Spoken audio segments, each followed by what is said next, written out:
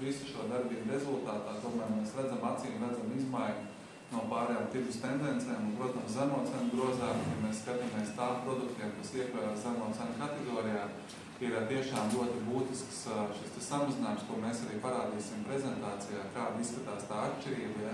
Ja mēs gājām uz 20%, tad no vidējās cenas tieši zemo cenu produktiem jūs redzēsiet, kolēģi, kāds ir šis samazinājums objektīvi, ko mēs varam panākuši esam, kas ir pieejams veikalā Latvijas iedzīvotājiem.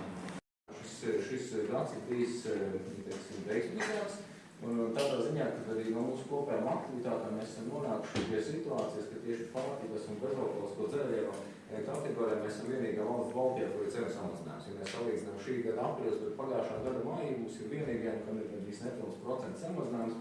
Pretstatā, ja mēs skatāmies, kas ir Lietuva un Igaunija, kur ir bijis cenu kāpums. Strādājam pie birokrātijas mazināšanas attiecībos tirdzniecības nozari.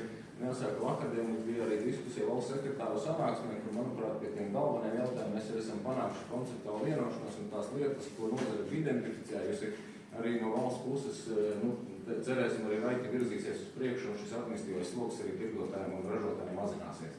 Visu šo darbību rezultātā tomēr mēs redzam izmaiņu no pārējām tirgus tendencēm un, protams, zemo cenu grozā. Ja mēs skatāmies tā produktiem, kas iekļaujas zemo cenu kategorijā, ir tiešām ļoti būtisks šis samazinājums, ko mēs arī parādīsim prezentācijā, kāda izskatās tā atšķirība.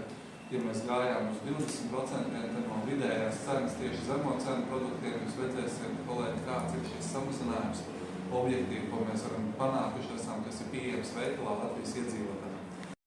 Šis gads ir bijis veiksmīgāks, un tādā ziņā, ka arī no mūsu kopējām aktivitātēm mēs esam nonākuši pie situācijas, ka tieši pārtikas un bezalkoholisko dzērienu kategorijā mēs esam vienīgā valsts Baltijā, kur ir cenu samazinājums. Ja mēs salīdzinām šī gada aprīlis pret pagājušā gada maiju, mums ir vienīgajiem, kam ir bijis nepilns % samazinājums. Pretstatā, ja mēs skatāmies, kas ir Lietuva un Igaunija, kur ir bijis cenu kāpums. Strādājam pie birokrātijas mazināšanas attiecībos tirdzniecības nozari. Jāsaka, vakardien mums bija arī diskusija valsts sekretāru sanāksmē, kur, manuprāt, pie tiem galvenajiem jautājumiem mēs arī esam panākuši konceptuālu vienošanos un tās lietas, ko nozare ir identificējusi arī no valsts puses, cerēsim arī raiti virzīsies uz priekšu un šis administratīvais sloks arī tirgotājiem un ražotājiem mazināsies.